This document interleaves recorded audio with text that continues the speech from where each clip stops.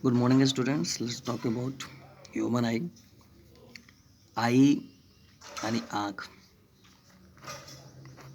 कुदरत का वो तोहफा है जिसे शायद हमें नहीं मिला होता तो हमें ये पता नहीं चलता कि दुनिया में क्या है, कैसा है।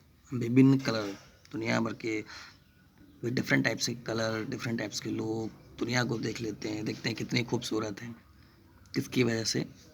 ह्यूमन आई की वजह से, हमारी आँखों की वजह से। उसी ह्यूमन आई के स्ट्रक्चर को आज हम डिफाइन करते हैं, वर्क कैसे करता है ये पता करते हैं।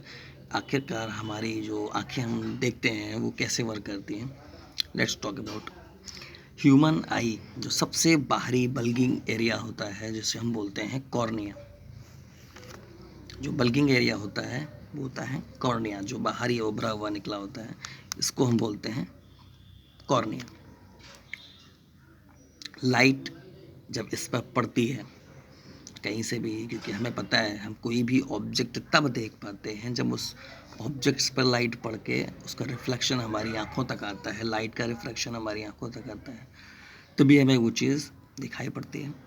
तो लाइट रेज जब रिफ्लेक्ट होकर ऑब्जेक्ट से हमारी आँखों पे पड़ती है, सबसे ज़्यादा जो रिफ्रैक्शन होता है, मोस्ट ऑफ रिफ्रैक्शन लाइट का कॉर्निया पे ही हो जाता है। यहाँ से लाइट रेज रिफ्लेक्ट हो जाती हैं। कुछ लाइट रेज जो बचती हैं कॉर्निया से अंदर की तरफ एंटर करती हैं।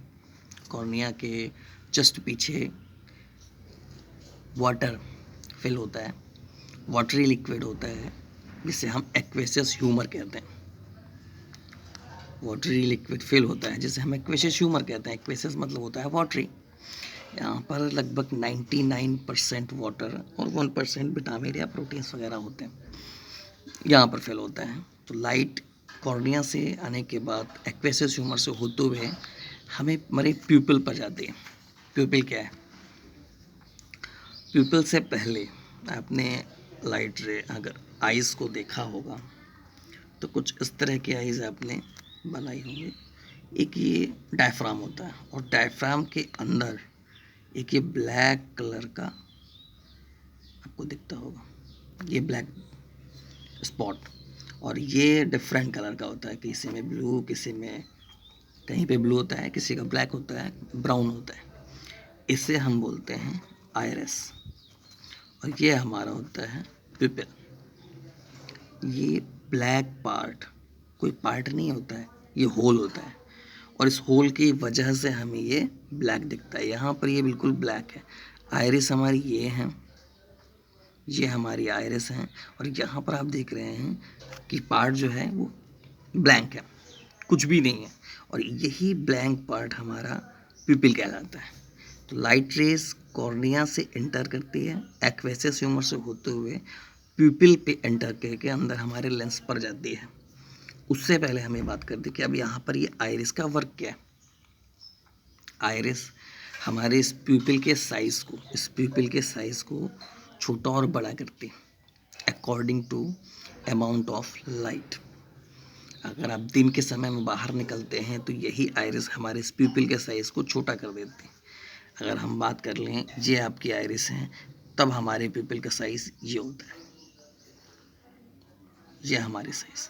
ये आइरिस जो होते हैं वो स्मॉल कर देते हैं प्यूपिल के साइज़ को। और अगर हम नाइट पे जाते हैं तो हमारे प्यूपिल का साइज़ छोटा होता है, क्योंकि उस समय बाहर लाइट कम होती है और हमारे लेंस को ऑब्जेक्ट को देखने के लिए लाइट ज़्यादा ज़रूरत होती है।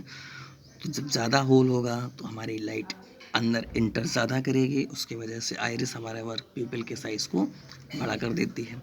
तो वही बात करें, अगर हम डे की बात करें तो डे में हमें उतनी सफिशिएंट लाइट नहीं चाहिए, उतना लाइट नहीं, लाइट बहुत होती है। सारी लाइट अगर हमारे लेंस पे आ जाएगी तो भी हमें ऑब्जेक्ट नहीं दिखाई पड़ेगा।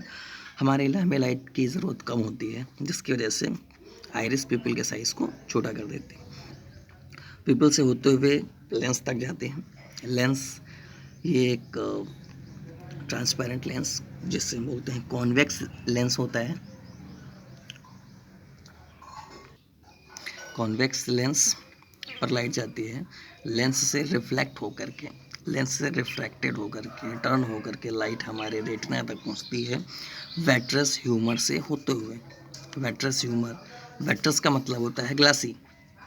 अगर यहाँ पर ये वेट्रस ह्यूमर, ग्लासी मतलब वेट्रस ह्यूमर नहीं होता तो हमारी जो आई बॉल का साइज़ है ये छोटा हो जाता, ये पिचक जाता, दब जाता।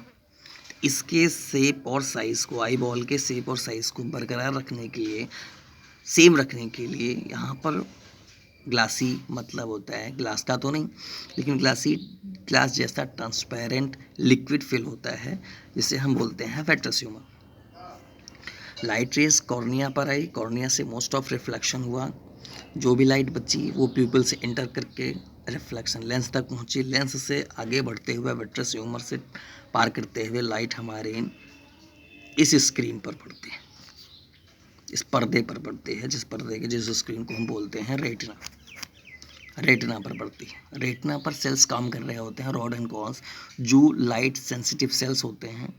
जैसे ही वो लाइट इन पर पड़ती है सेल्स एक्टिवेट हो जाते हैं और वो सेल्स उस लाइट को इलेक्ट्रिक एनर्जी में कन्वर्ट करके ऑप्टिक नर्व्स के द्वारा, ऑप्टिक नर्व्स के माध्यम से हमारे ब्रेन तक सिग्नल पहुंचा देते हैं कि हमारे इस पर्दे पर एक इमेज बनी हुई है, जो ब्रेन उस इमेज को मॉडिफाई करके, क्योंकि जो रेटिना पर बनती है इमेज वो रियल एंड इन्वर्टेड यानी कि उल्टी होती है।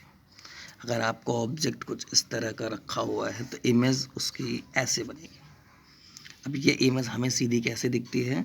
ऑप्टिक नर्व्स के सिग्नल्स के द्वारा हमें ब्रेन इसे मॉडिफाई करके सीधा करके दिखाता है रेटिना पर। एक चीज़ डिस्कशन के लिए और रह गई है, वो रह गया है सिलियरी मसल्स की। ये जो बंधा हुआ है लेंस, ये क्या है और इनका काम क्या है? सिलियरी मसल्स हमारे इस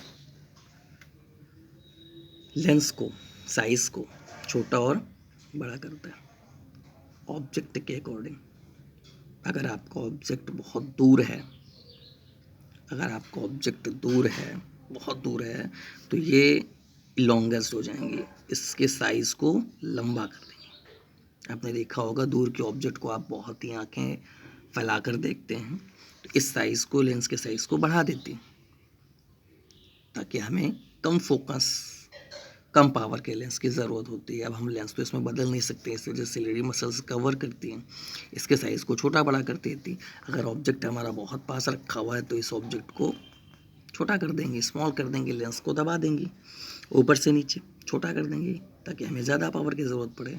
तो सिलियरी मसल्स का वर्क होता है इस लेंस के साइज़ को छोटा बड़ा करना। आइरिस का काम क्या होता है? प्यूपिल के साइज़ को छोटा बड़ा करना।